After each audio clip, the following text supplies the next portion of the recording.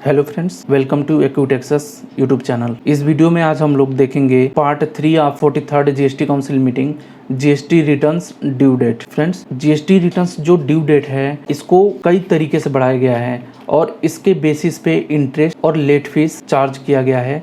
तो प्लीज़ आप इस वीडियो को अंत तक देखिए और हमारी इस यूट्यूब चैनल एक्यूटेक्सस को जरूर सब्सक्राइब करिए, बेल आइकन को जरूर प्रेस करिए ताकि आगे आने वाले सारे वीडियोज़ के अपडेट आपको टाइम टू टाइम मिलते रहें।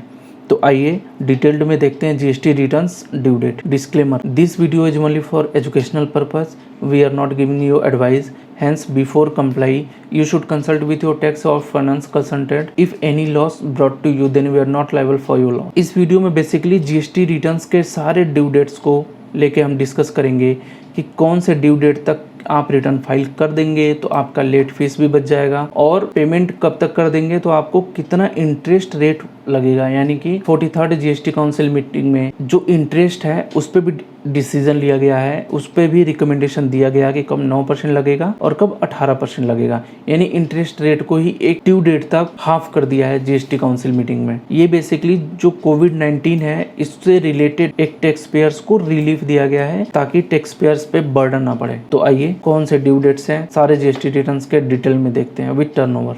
सबसे पहले जो हम ड्यू डेट देखेंगे वो देखेंगे जीएसटीआर 3B रिटर्न्स की। For aggregate turnover up to ₹5 crore, 5 crore के टर्नओवर तक जीएसटीआर 3B की जो रिटर्न्स हैं उसकी कौन सी ड्यू डेट है। और ये जो टर्नओवर होगा इन प्रीसीडिंग फाइनेंशियल ईयर यानी कि financial year 2021 tax period due date of return, जो ये टैक्स पीरियड है मार्च 2021 और एक टैक्स पीरियड है जनवरी 2021 से मार्च 2021, यानी कि जो मंथली फाइलर है और ये जो क्वार्टरली फाइलर है। इसके लिए फ्रेंड्स ये जो प्रीसीडिंग फाइनेंशियल ईयर का टर्नओवर है वो 90-20 का हो जाएगा इस वाले टैक्स पीरियड के लिए केवल। इसका जो ड्यू डेट है वो है 20 अप्रैल 2021, लेकिन जो नोटिफिकेशन आया था 1 मई और 2 मई को, इसमें इसको 15 दिन बढ़ा के 5 मई कर दिया गया था। लेकिन फिर से 43rd जीएसटी काउंसिल मीटिंग में इसको बढ़ा के 19 जून 2021 कर दिया है, यानी कि 45 दिन फिर से बढ़ा दिया है उस डेट से जो ड्यू डेट थी एक नोटिफिकेशन आने के बाद। और इस 45 दिन के बाद तो जो लेट फीस जो लगेगा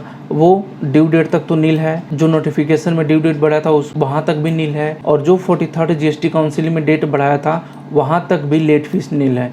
लेकिन जैसे ही 45 दिन खत्म होता है यानी 19 जून 2021 खत्म हो जाएगा, तो जो भी अप्लीकेबल लेट फीस है जीएसटीआर 3B के लिए इस कैटेगरी में 5 करोड़ तक अप टू, वहां से वो लेट फीस लगने शुरू हो जाएंगे। और इसी तरीके से इंटरेस्ट है, इंटरेस्ट 20/4 तक बिल्कुल नील है, 5/5 तक बिल्कुल नील है। 19 जून 2021 तक अगर जो आप पे कर देते हैं यानी 5 मई 2021 से लेके 19 जून 2021 तक अगर जो आप जीएसटी पे कर देते हैं मार्च 21 या जनवरी से मार्च 21 तक को तक के टैक्स लायबिलिटी 9% जीएसटी इंटरेस्ट लगेगा। और इसके बाद से अगर जो करते हैं तो वही अपना रेट जो है 18% वो इंटरेस्ट लग जाएगा। फ्रेंड्स, ये जो अप्रैल 2021 का जीएसटीआर 3B है इसके लिए जो टर्नओवर होगा aggregate turnover up to 5 crore वो फाइनेंशियल ईयर 2021 का काउंट होगा। तो इसकी जो ड्यू डेट है 20 मई 2021 है, लेकिन 15 दिन बढ़ा के 4 जून 2021 कर दिया गया है। और उसके बाद से जीएसटी काउंसिल में 30 दिन और बढ़ा दिया है यानी कि 4 जुलाई 2021 कर दिया है। तो इस केस में जो लेट फीस चार्ज होगा 20 मई तक नील, 4 जून तक भी नील, फर्दर जो जीएसटी काउंसिल में डेट बढ़ा है 30 दिन उसमें भी नील। लेकिन जैसे ही 4 जुलाई 2021 खत्म होगा उसके बाद से जो भी एप्लीकेबल लेट फीस होगा वो लेविड हो जाएगा। उसके बाद से ऐसे ही इंटरेस्ट रेट है यहाँ भी नील, 4 जून को भी नील। लेकिन जो 43rd जीएसटी काउंसिल मीटिंग में डेट बढ़ाई थी रिटर्न्स की, वहां तक अगर जो आप रिटर्न फाइल कर देते हैं वहां तक अगर जो आप टैक्स पे कर देते हैं तो 9% लगेगा अप्रैल का, और उसके बाद से नॉर्मल इंटरेस्ट रेट 18% चार्ज हो जाएगा। ऐसे ही मई का जो है 20 जून, 5 जुलाई, 20 जुलाई, तो इसमें जो लेट फीस चार्ज होगा 20 जुलाई तक नील है, 20 जुलाई के बाद अप्लीकेबल लेट फीस।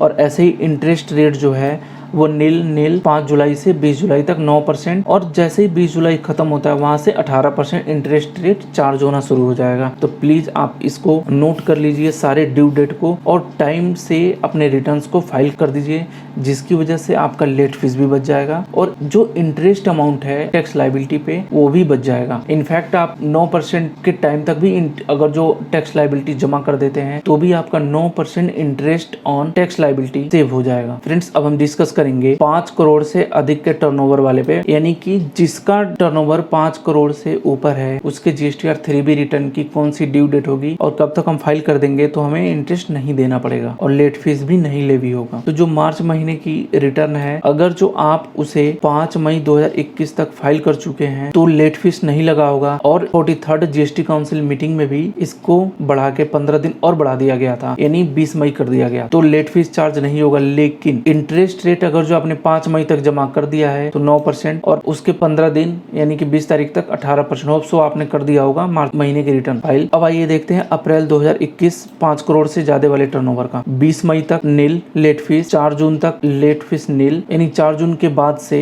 15 दिन तक लेट फीस नील है। लेकिन अप्रैल का जो इंटरेस्ट रेट है वो 20 मई 2021 तक कोई इंटरेस्ट नहीं देना, 4 जून 2021 तक लेकिन आपको 9% इंटरेस्ट देना है और इसके बाद से 18%। अगर जो टर्नओवर 5 करोड़ से ऊपर है तो 18% आपको इंटरेस्ट पे करना पड़ेगा गवर्नमेंट को। इसी तरीके से मई महीने का जो रिटर्न है वो 20 जून तक तो उसकी ड्यू डेट होती है, लेकिन उसके बाद 15 दिन और बढ़ा के, यानी कि यहाँ पे जुलाई होगा, 5 जुलाई तक लेट फीस नील है, उसके बाद से भी 15 दिन के लिए नील है। लेकिन जो इंटरेस्ट रेट है 20 जून तक 1 रुपया भी नहीं लगेगा, लेकिन 5 जुलाई तक अगर जो आप पे करते हैं तो इंटरेस्ट रेट में आधे की छूट मिल जाएगी, यानी 5 जुलाई तक आप पेमेंट कर देंगे तो 9% ही आपके टैक्स लायबिलिटी पे आपको इंटरेस्ट देना पड़ेगा। और अगर जो 5 जुलाई के बाद आप पे कर देंगे तो जो इंटरेस्ट रेट होगा वो नॉर्मल इंटरेस्ट रेट यानी 18% आपको पे करना पड़ेगा।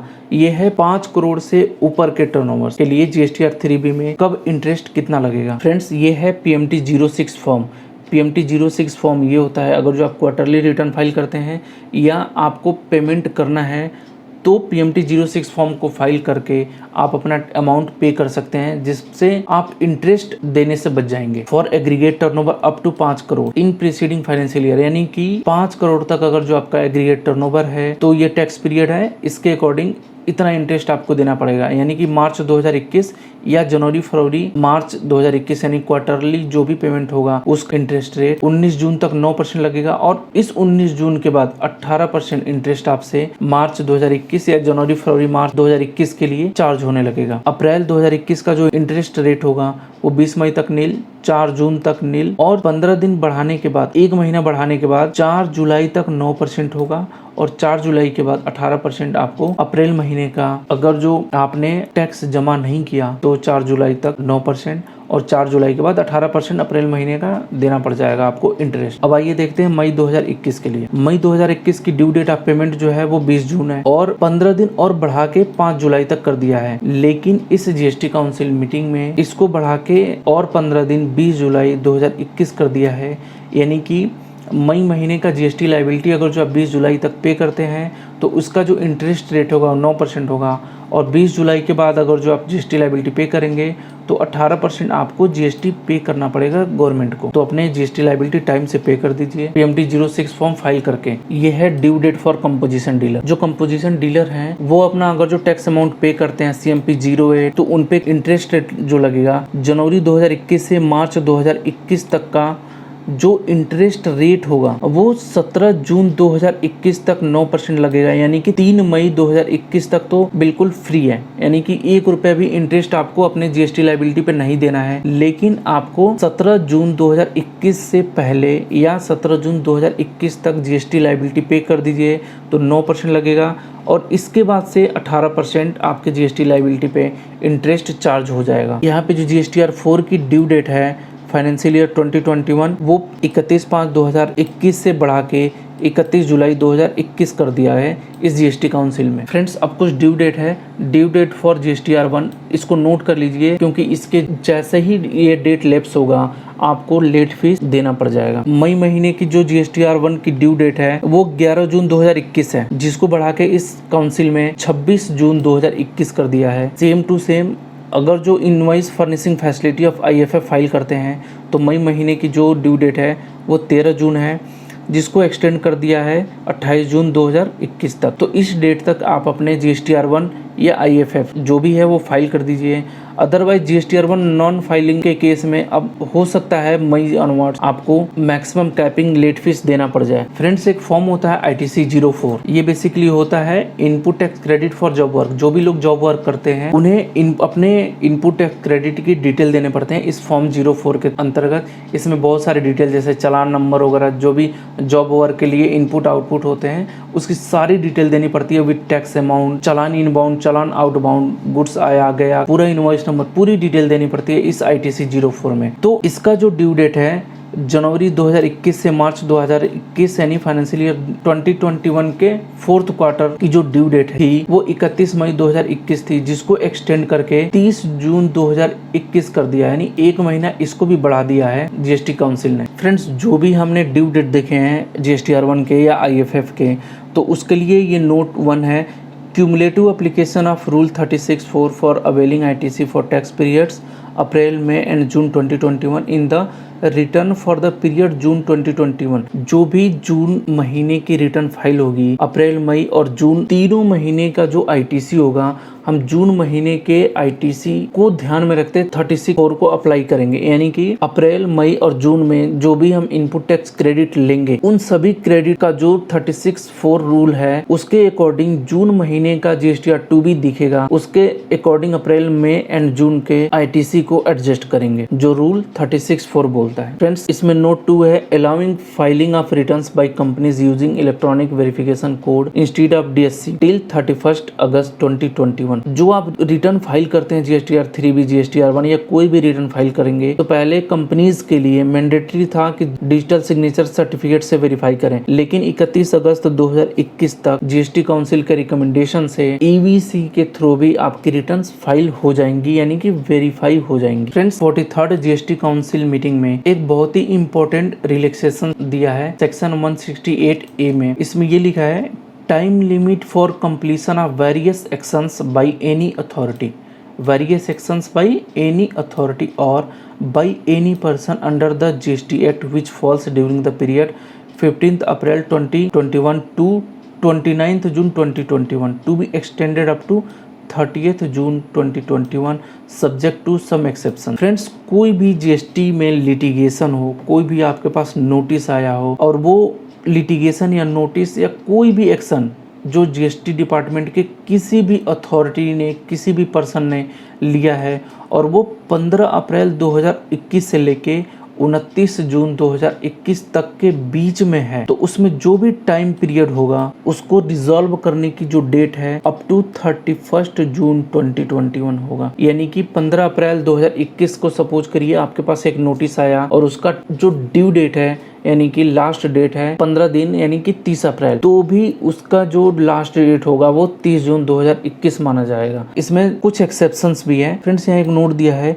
wherever the timeliness for actions have been extended by the Honorable Supreme Court, the same would apply. Friends, most important 43rd GST council meeting के जो रिकमेंडेशंस था उसमें से ये भी एक मोस्ट इम्पोर्टेंट रिकमेंडेशन है, simplification of annual return for the financial year 2021। जो भी GST एनुअल रिटर्न्स था वो फाइनेंस एक्ट 2021 में एबोलिश कर दिया था, लेकिन अब 43rd GST काउंसिल मीटिंग के रिकमेंडेशंस थे। इसमें क्या सिंप्लीफिकेशन है आइए देखते हैं। सबसे मोस्ट इम्पोर्टेंट है कि self certified GSTR 9C format अब आपको फाइनेंशियल ईयर 2021 के लिए अवेलेबल हो जाएगा। पहले इसमें CA ऑथोराइज करते थे, लेकिन अब ये सेल्फ सर्टिफाई कंपनी या जो भी GST रजिस्टर्ड पर्सन होंगे वो सेल्फ सर्टिफाई कर देंगे GSTR 9C को। GSTR 9C form now self certification. Friends, पहले क्या था, बिफोर फाइनेंस एक्ट 2021। इसको हम एक एक सेक्शन के थ्रू देखते हैं। सेक्शन 35(5) में लिखा हुआ था ऑडिट बाई चार्टर्ड अकाउंटेंट या cost accountant.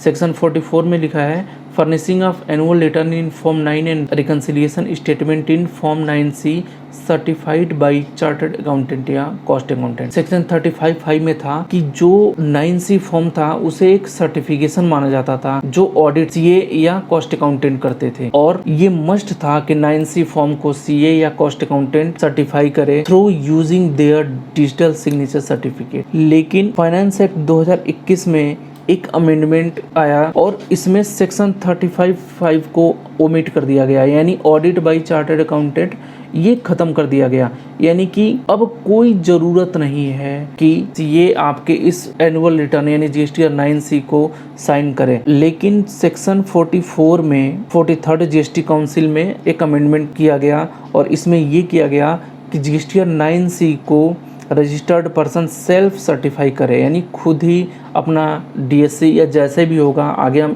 SOP standard operating procedure देखेंगे। तो बेसिकली बस आपको याद रखना है कि सेल्फ सर्टिफाइड रिकंसिलिएशन स्टेटमेंट अब हो गया है जीएसटी 9C और ये हुआ है 43rd जीएसटी काउंसिल मीटिंग में। फ्रेंड्स अब आइए नेक्स्ट पार्ट देखते हैं, एनुअल रिटर्न फॉर्म यानी जीएसटी 9A या 9C filed on aggregate annual turnover basis. मतलब किस पर्सन को कितना टर्नओवर अगर जो है तो उसे 9A 9C फाइल करना है या नहीं करना। तो आइए देखते हैं फॉर्म 9 या 9A।